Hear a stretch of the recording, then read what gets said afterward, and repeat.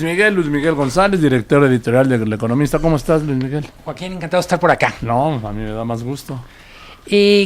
Hemos escuchado mucho en los últimos días, semanas, sobre los dramáticos casos de corrupción, Veracruz, Quintana Roo, Chihuahua, y me parece que es como una novela de detectives en donde aparte de saber quién, hay que saber qué, cómo, cuándo, cómo.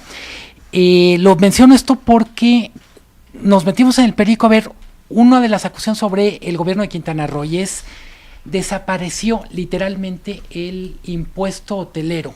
A ver, ¿cuál es el impuesto hotelero? Cualquiera de nosotros que viajamos, el que nos esté escuchando, cuando viaja, en la factura del hotel aparece algo además del IVA, etcétera, y es un impuesto, se llama el impuesto turístico o impuesto de la ciudad hotelero, etcétera. Tiene diferentes nombres, pero es una pequeña aportación que el turista deja a la ciudad que visitó para, en el sentido de este impuesto es que se crea una bolsa para mejorar los servicios para turismo.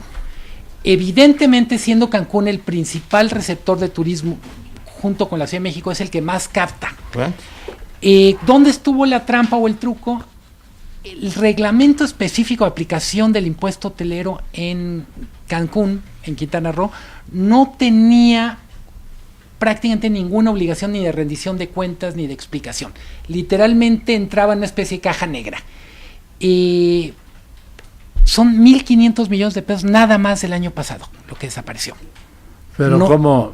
A ver, no puede desaparecer. No está, no se ejerció. Los hoteleros de Cancún están diciendo el dinero se entregó, no se ejerció como estaba pactado y tenemos todas las razones para presuponer que fue desviado a algunas cuentas particulares del gobernador y su equipo. Ese es el tema. O puede haber sido desviado a otro tipo de obras o pagos. Suponiendo que fuera así, está en buenas manos, queda por ver. ¿Por qué es importante esto?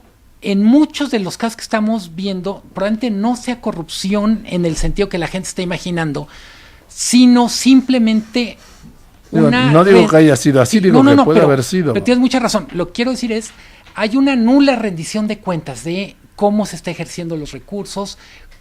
Sobre todo, hay una nula frente a quien los paga, que en última instancia somos todos. Ahora también, independientemente del hecho, de la gravedad del hecho, hombre, pues si ya está en los últimos meses de gobierno, pues denunciarlo antes.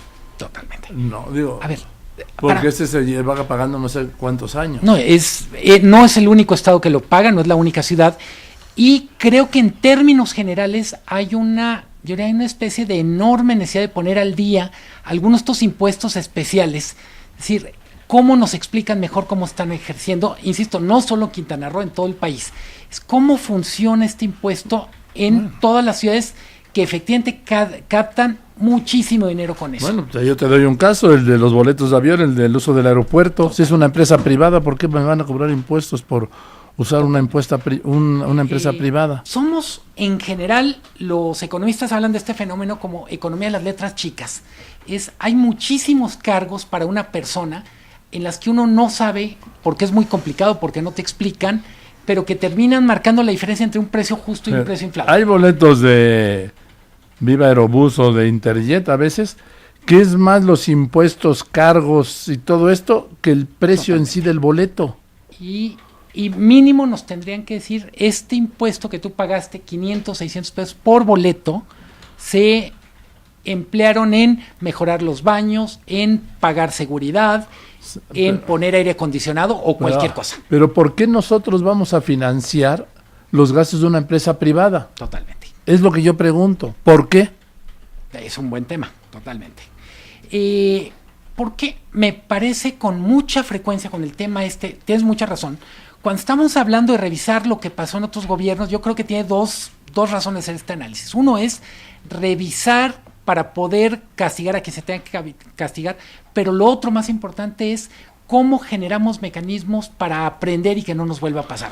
Muchos de estos escándalos uno dice, hombre, ya había pasado hace 6 años, hace 12, hace 18, ¿cómo es que nos vuelve a pasar?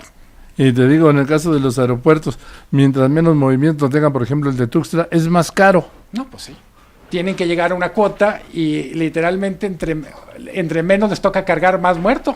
Así es. Entonces yo creo que sí es tiempo de que se revise por qué los particulares que usamos un aeropuerto tenemos que financiar a una empresa privada. En general, Joaquín, yo creo que todo lo que fueron impuestos que en algún momento tenían que ver con fomentar la industria turística, ver si están cumpliendo el propósito y si no, reencauzarlo. Evidentemente está este tema de, bueno, ¿por qué un particular tiene que financiar a una empresa? Pero lo otro es, ¿por qué estos impuestos que nacieron en un momento que era para consolidar un destino turístico, lo que sea, siguen siendo cuando ya evidentemente estamos en otra época? Bueno, te doy el caso de la tenencia, ¿no? Era para las Olimpiadas. Para las Olimpiadas. O originalmente la autopista México-Cuernavaca, que la hizo el presidente alemán, se iba a cobrar cuota hasta que se recuperara el costo de la autopista. Y después iba a ser gratuita. Sí, ¿cómo no? A ver, el tema de fondo, podemos tener un montón de anécdotas, es cómo logramos mejor rendición de cuentas, no solo en el contexto de escándalos de corrupción. En el día con día. Sí, que es preventivo.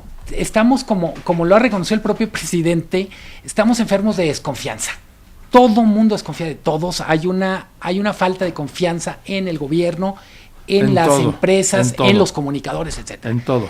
Esto solo se cura comunicando más y mejor. Y con cuentas claras y más claras. Totalmente. En fin, pues algún día, Luis Miguel, te espero. No, que nos toque verlo. Ojalá. Yo deseo profundamente que sí. Luis Miguel González, director editorial del Economista. Lo que pasa es que en la opacidad y en las malas leyes es donde está la fuente de la corrupción. Sí. Justamente ahí. En el caso de la ley de Quintana Roo, la ley que permite no rendir cuentas fue redactada por quien no rinde cuentas. Bueno, claro. Se cierra el círculo Decía perfecto. mi madre, hijo, el que hace la ley hace la trampa. Totalmente. Gracias, Luis Miguel González, director editorial del Economista.